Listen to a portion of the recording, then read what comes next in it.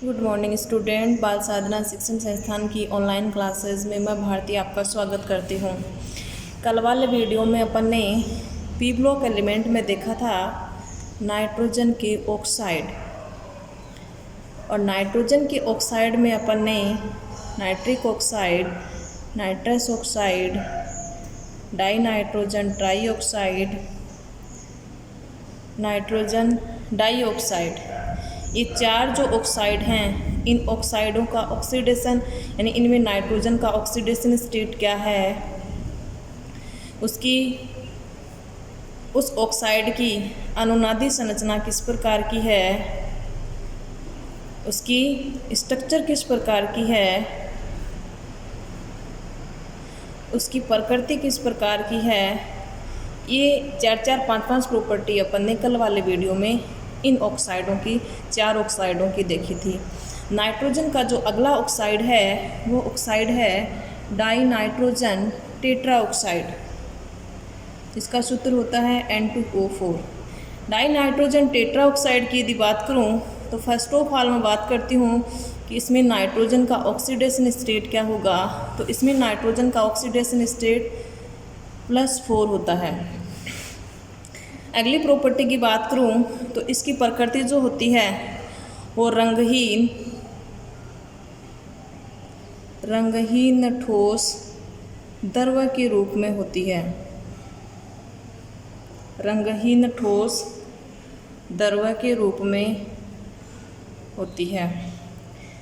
अगली प्रॉपर्टी की यदि बात करूं कि नाइट्रोजन डाइऑक्साइड जो है उसको यदि ठंडा करते हैं तो उस दौरान उसके दो अणु जो हैं वो डाइमराइज्ड हो जाते हैं और किसका फॉर्मेशन हो जाता है, डाई नाइट्रोजन टेट्रा ऑक्साइड का फॉर्मेशन हो जाता है। यानी ये इसकी प्रिपरेशन मेथड हो जाएगी। और जब इसको वापस हीट करेंगे तो किसका फॉर्मेशन हो जाएगा, नाइट्रोजन डाइऑक्साइड का फॉर्मेशन हो जाता है। यानी नाइट्रोजन डाइऑक्साइड यदि मैं उसको ठंडा करूं तो फॉर्मेशन हो जाएगा N2O4 का, दो अणु डाइमराइज्ड हो जाते हैं। और यदि उसको फिर से गरम करूं तो किसका फॉर्मेशन हो जाएगा, फिर से किस में टूट जाएगा, NO2 में टूट जाता है। तो ये हो जाएगी इसकी प्रिपरेशन मेथड। अब अपन बात करते हैं इसकी रेजोनेटिंग स्ट्रक्चर यानी अनुनादी संरचनाएं। अनुनादी संरचनाएं किस प्रकार की होंगी, N2O4 की। तो N2O4 की संरचना में यानी दो नाइट्रोजन जिससे 4 ऑक्सीजन यानी प्रत्येक के साथ दो ऑक्सीजन जुड़े हुए हैं। नाइट्रोजन की अधिकतम सहसंयोजकता होती है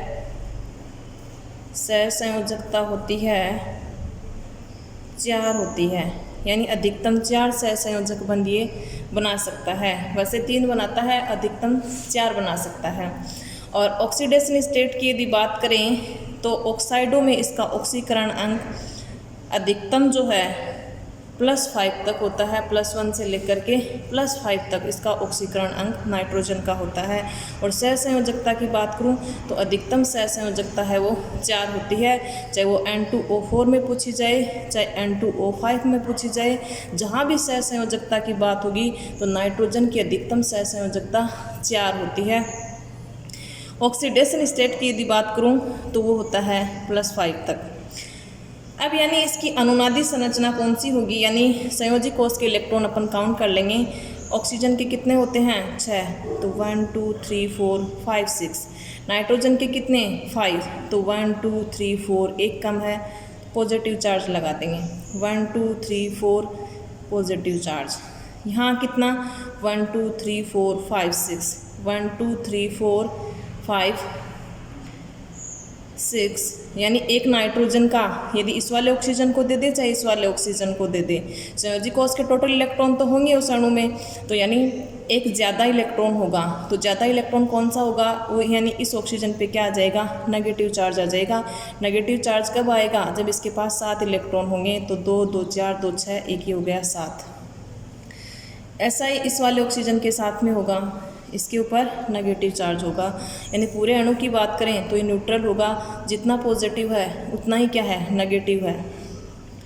दूसरी अनुनादी संरचना की यदि बात करूं, जरूरी थोड़ी है इस वाले नाइट्रोजन और ऑक्सीजन के मध्य सिंगल बॉन्ड हो, इसके मध्य हो सकता है। तो दूसरी वाली अनुनादी संरचना क्या हो जाएगी, दूसरे वाली अनुनादी संरचना ये हो जाएगी, इस पे नेगेटिव आ जाएगा। अब देखिए अगले वाली अनुनादी संरचना क्या होगी, जरूरी थोड़ी है इस नाइट्रोजन और ऑक्सीजन के मध्य द्विबंधी बने, इसके मध्य क्या हो सकता है, सिंगल बॉन्ड हो सकता है, और यहाँ क्या हो सकता है, डबल बॉन्ड हो सकता है। तो अगले वाली अनुनादी संरचना क्या हो जाएगी, अगले वाली अनुनादी संरचना डाई नाइट्रोजन टेट्रा ऑक्साइड जो है उसकी ये वाली स्ट्रक्चर हो जाएगी। तो इस तरह से अपन अनुनादी संरचनाएं बना देंगे। अब मैं बात करती हूँ इसकी स्ट्रक्चर की, यानी इसकी संरचना किस तरह की होती है। यानी अनुनादी संरचनाओं में अपन ने देखा है कि 2 नाइट्रोजन एक समतल में 4 ऑक्सीजन के साथ एक प्लेन में जुड़े हुए हैं। तो कहने का मतलब इसकी आकृति किस प्रकार की होगी, ये होगी समतलीय प्रकार की होगी। अब मैं बात करती हूँ कि यानी नाइट्रोजन डाइऑक्साइड, जिसकी अपन ने ऑक्सीडेशन स्टेट भी देखी थी, स्ट्रक्चर भी देखी थी, उसकी अनुनादी संरचनाएं भी देखी थी जो कि वी शेप्ड होती है, प्रिपरेशन मेथड भी देखी थी। उसके बाद यानी नाइट्रोजन डाइऑक्साइड जो है ये डाइमराइज्ड हो जाती है, द्विलीकृत हो जाती है। द्विलीकृत का मतलब इसके 2 अणु जो हैं, जब NO2 को ठंडा किया जाता है, ठंडा करेंगे तो इसके 2 अणु क्या हो जाते हैं, आपस में जुड़ जाते हैं, डाइमराइज्ड हो जाते हैं और किसका फॉर्मेशन कर लेते हैं, N2O4 का फॉर्मेशन कर लेते हैं। ऐसा क्यों होता है, ऐसा इसलिए होता है कि NO2 जो है इसके संयोजी कोष में टोटल इलेक्ट्रॉन की संख्या यदि देखी जाए तो नाइट्रोजन के बाह्यतम कोष में कितने हैं, 5 हैं। ऑक्सीजन के बाह्यतम कोष में कितने इलेक्ट्रॉन होते हैं, 6। तो ऑक्सीजन कितने हैं, 2 ऑक्सीजन हैं, तो 2 से मल्टीप्लाई कर दूंगी तो टोटल इलेक्ट्रॉन ये 12 हो गए, 12 और 5 17 इलेक्ट्रॉन है। टोटल संयोजी कोष में इलेक्ट्रॉन की संख्या यदि NO2 में देखी जाए तो कितने इलेक्ट्रॉन हैं, 17 इलेक्ट्रॉन हैं, जो कि एक संख्या क्या है, विषम संख्या है। सॉरी। तो विषम संख्या में इलेक्ट्रॉन, संयोजी कोष के इलेक्ट्रॉन की संख्या पाए जाने के कारण ये क्या करता है, दूसरे अणु के साथ में जुड़ जाता है। तो दूसरे के भी कितने हैं, 17 इलेक्ट्रॉन। और इस तरह से 2 अणुओं की यदि बात करूं N2O4 के रूप में, यानी 2 संयुक्त हो जाएंगे, किसका फॉर्मेशन कर लेंगे, N2O4 का।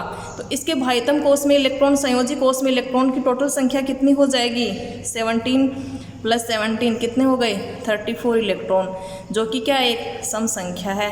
और इन्हीं सम संख्या की उपस्थिति के कारण इसका स्थायित्व क्या हो जाता है, बढ़ जाता है। यानी क्वेश्चन यहाँ से जो पूछा जाता है वो इस तरह से पूछा जाता है कि NO2 जो है वो द्विलीकृत होता है या इसमें डाइमराइज्ड होने की प्रवृत्ति पाई जाती है।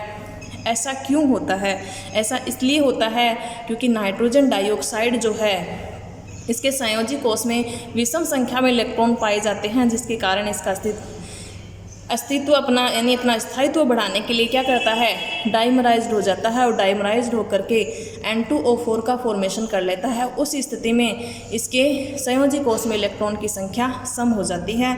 इस कारण NO2 में डाइमराइज्ड होने की प्रवृत्ति पाई जाती है। अब मैं बात करती हूँ नाइट्रोजन का लास्ट अगला जो ऑक्साइड है, डाई नाइट्रोजन पेंटाऑक्साइड।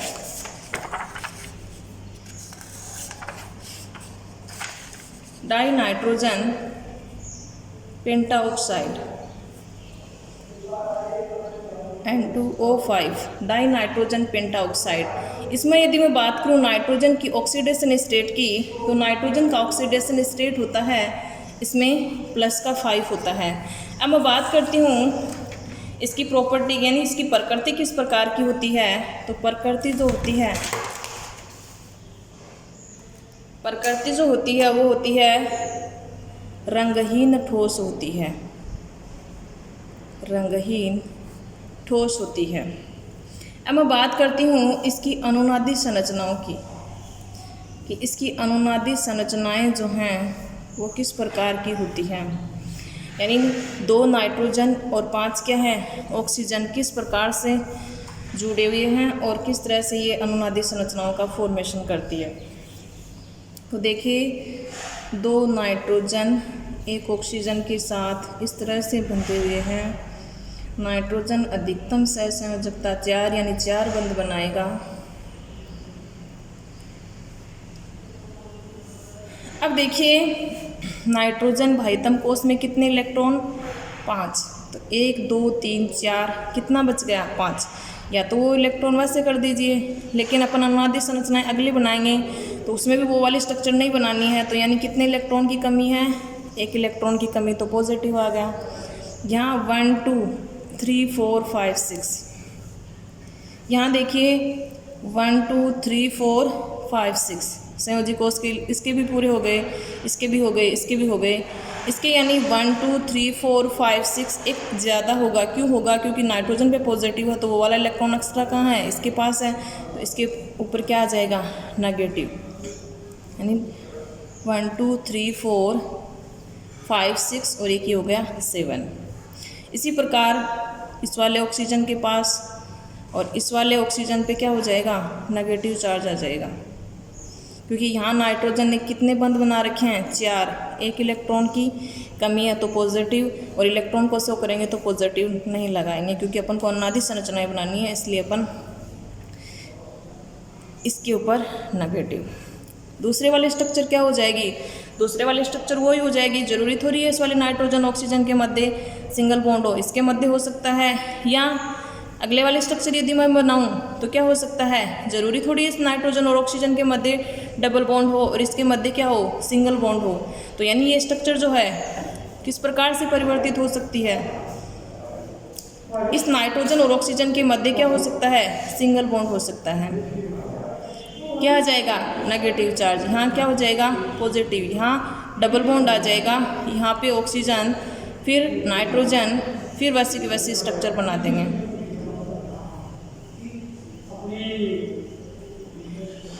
अब देखिए अगले वाले स्ट्रक्चर कैसे बना सकते हैं। अगले वाले स्ट्रक्चर जब बनाएंगे तो ये जो नाइट्रोजन ऑक्सीजन उसके मध्य क्या है डबल बॉन्ड है, इसके मध्य क्या कर सकते हैं डबल बॉन्ड कर सकते हैं और यहाँ क्या आ जाएगा सिंगल बॉन्ड आ जाएगा। तो इस तरह से अपन इसकी अनुनादी स्ट्रक्चर बना सकते हैं। अगले वाले स्ट्रक्चर बनाऊं तो मैं यानी इसके मध्य क्या आ जाएगा सिंगल बॉन्ड आ जाएगा। तो यानी अगली स्ट्रक्चर जो होगी वो इस तरह से बना सकती हूँ। यहाँ द्विबंध हो जाएगा, ये ऑक्सीजन, ये नाइट्रोजन, यहाँ क्या हो जाएगा यहाँ डबल बॉन्ड आ जाएगा और यहाँ क्या आ जाएगा सिंगल बॉन्ड आ जाएगा। तो ये हो जाएंगी डाई नाइट्रोजन पेंटाऑक्साइड की अनुनादी संरचनाएं हो जाएंगी। अब मैं बात करती हूँ इसकी स्ट्रक्चर की, यानी संरचना किस प्रकार की होगी। तो संरचना जो है वही समतलीय होगी, एक समतल में यानी एक प्लेन में 2 नाइट्रोजन जिनमें एक तो उनके मध्य में ऑक्सीजन जुड़ा हुआ है और 2 प्रत्येक नाइट्रोजन के साथ 2 ऑक्सीजन हैं वो कॉर्नर पे जुड़े हुए हैं। यानी इसकी आकृति किस प्रकार की है समतलीय प्रकार की है। अब मैं बात करती हूँ प्रिपरेशन मेथड की, यानी डाई नाइट्रोजन पेंटाऑक्साइड जो है उसको किस प्रकार अपन बना सकते हैं। तो इसके बनाने की जो विधि है यानी नाइट्रिक अम्ल जो है HNO3 जिसका सूत्र होता है फास्फोरस पेंटाऑक्साइड का जो डाइमर है P4O10 उसके साथ जब अभिक्रिया करवाई जाती है तो phosphoric HPO3 plus N2O5 die nitrogen pentoxide का फॉर्मेशन हो जाता है। यानी नाइट्रिक अम्ल की अभिक्रिया P4O10 के साथ करवा देंगे तो उस स्थिति में अपन किसका फॉर्मेशन कर सकते हैं डाई नाइट्रोजन पेंटाऑक्साइड का निर्माण कर सकते हैं। अब मैं बात करती हूँ नाइट्रोजन की यानी सभी प्रकार के ऑक्साइड हो गए, उनका ऑक्सीडेशन स्टेट हो गया, उनकी रेजोनेटिंग स्ट्रक्चर हो गई। रेजोनेटिंग स्ट्रक्चर के बाद में यानी इनकी प्रकृति क्या होती है, इनकी प्रिपरेशन मेथड क्या होती है, ये सारी बातें डिस्कस करने के बाद में अगला जो टॉपिक है वो है नाइट्रिक अम्ल। यानी नाइट्रोजन जो है वो कई प्रकार के ऑक्सो अम्ल बनाती है। ऑक्सो एसिड कई प्रकार के ऑक्सो अम्ल बनाती है, जैसे नाइट्रस अम्ल HNO2, नाइट्रिक अम्ल HNO3, कई प्रकार के ऑक्सो अम्ल बनाती हैं। लेकिन इन ऑक्सो अम्लों में नाइट्रोजन का जो सबसे अधिक स्थायी और उपयोगी जो ऑक्सो अम्ल है वो है नाइट्रिक अम्ल, जिसकी अपन बनाने की विधि पढ़ेंगे, उसके बाद उसकी फिजिकल प्रॉपर्टी पढ़ेंगे, उसके बाद उसकी केमिकल प्रॉपर्टी पढ़ेंगे, फिर उसके अपन यूजेस पढ़ेंगे। तो फर्स्ट ऑफ ऑल मैं बात करती हूँ नाइट्रिक अम्ल की, HNO3 की। HNO3 की बात करूँ यानी इसका ऑक्सीडेशन स्टेट ना, इसमें नाइट्रोजन का ऑक्सीडेशन स्टेट क्या होगा, तो नाइट्रोजन का ऑक्सीडेशन स्टेट कितना आ जाएगा, नाइट्रोजन का x मान लेंगे, ऑक्सीजन पे कितना है -2, इसके ऊपर हाइड्रोजन पे +1, तो कितना हो जाएगा -6 और +1, पक्षांतरण कर देंगे, कितना ऑक्सीडेशन स्टेट आएगा, +5 आ जाएगा। अब मैं बात करती हूँ इसकी प्रिपरेशन मेथड की, यानी बनाने की विधियाँ। बनाने की विधियाँ यानी कौन कौन सी विधियाँ हैं जिनके द्वारा नाइट्रिक अम्ल का फॉर्मेशन किया जाता है। पहली विधि है प्रयोगशाला विधि,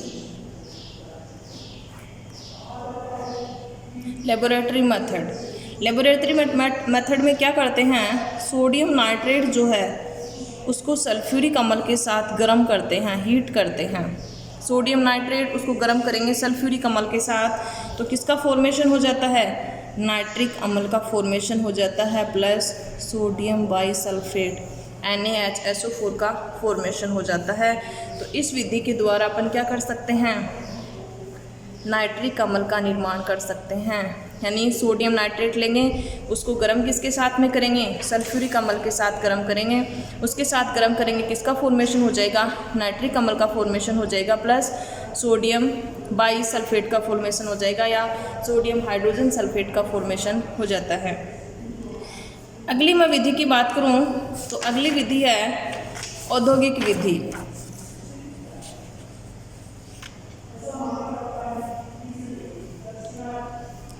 औद्योगिक विधि इंडस्ट्रियल मेथड। औद्योगिक विधि के द्वारा नाइट्रिक अम्ल का फॉर्मेशन कैसे किया जाता है, यानी नाइट्रिक अम्ल को प्राप्त करने के लिए अमोनिया जो है, अमोनिया का ऑक्सीकरण करवाया जाता है, यानी ऑक्सीजन की उपस्थिति में उत्प्रेरक लेते हैं प्लेटिनम, रोडियम और एयर, यानी वायु की उपस्थिति में ताप लगभग होता है 500 केल्विन, 9 बार, यानी इतना वायुमंडलीय दाब की इकाई पास्कल भी होती है और बार भी होती है। तो NH3 का ऑक्सीकरण जब इन उत्प्रेरकों की उपस्थिति में जब करवाया जाता है तो किसका फॉर्मेशन होता है, नाइट्रिक ऑक्साइड का फॉर्मेशन होता है, प्लस जल का फॉर्मेशन होता है। यानी ये जो प्रक्रम है अपन पूरा देखेंगे, नाइट्रिक ऑक्साइड फिर आगे किसके साथ क्रिया करेगा, फिर HNO3 का निर्माण किस तरह से होगा, इसको जाना जाता है ओस्टवाल्ड प्रक्रम। ओस्टवाल्ड प्रक्रम या ओस्टवाल्ड विधि। यानी इस विधि में क्या होता है कि नाइट्रिक अम्ल को बड़े स्तर पर प्राप्त करने के लिए उसका ऑक्सीजन की उपस्थिति में, यानी ऑक्सीजन के साथ प्लेटिनम, रोडियम उत्प्रेरक की उपस्थिति में जब ऑक्सीकरण करवाया जाता है तो किसका फॉर्मेशन होता है, नाइट्रिक ऑक्साइड का फॉर्मेशन होता है, NO का फॉर्मेशन होता है, प्लस जल का फॉर्मेशन होता है। अब ये जो नाइट्रिक ऑक्साइड है ये फिर से ऑक्सीजन के साथ क्रिया करके नाइट्रोजन डाइऑक्साइड का निर्माण कर लेती है। इस नाइट्रोजन डाइऑक्साइड का जलीय अपघटन यानी जल के साथ जब क्रिया करवाई जाती है तो नाइट्रिक अम्ल का फॉर्मेशन हो जाता है, प्लस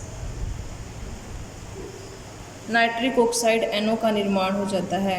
यानी इस विधि के द्वारा अपन क्या कर सकते हैं, नाइट्रिक अम्ल का निर्माण कर सकते हैं। यानी नाइट्रिक अम्ल का निर्माण अमोनिया के ऑक्सीकरण के द्वारा उत्प्रेरक प्लेटिनम रोडियम उत्प्रेरक की उपस्थिति में जब करवाया जाता है तो ये प्रक्रम कहलाता है ओस्टवाल्ड प्रक्रम या ओस्टवाल्ड विधि कहलाती है, जिसमें फर्स्ट ऑफ ऑल अमोनिया की क्रिया ऑक्सीजन के साथ करवाए जाने पर नाइट्रिक ऑक्साइड का निर्माण होता है, जिसकी फिर से ऑक्सीजन के साथ यानी क्रिया करवाएंगे नाइट्रोजन डाइऑक्साइड का फॉर्मेशन हो जाएगा, जिसका जलीय अपघटन करवाएंगे किसका फॉर्मेशन हो जाएगा, नाइट्रिक अम्ल का फॉर्मेशन हो जाता है। तो ये है नाइट्रिक अम्ल बनाने की विधि। अब मैं बात करती हूँ प्रॉपर्टीज ऑफ नाइट्रिक अम्ल HNO3 के गुण। पहली प्रॉपर्टी अपन बात करेंगे फिजिकल प्रॉपर्टी यानी भौतिक गुण। फिर अपन देखेंगे केमिकल प्रॉपर्टी और देन देखेंगे यूजेज। तो फर्स्ट ऑफ ऑल मैं बात करती हूँ जो फिजिकल प्रॉपर्टी है कि एक रंगहीन द्रव है।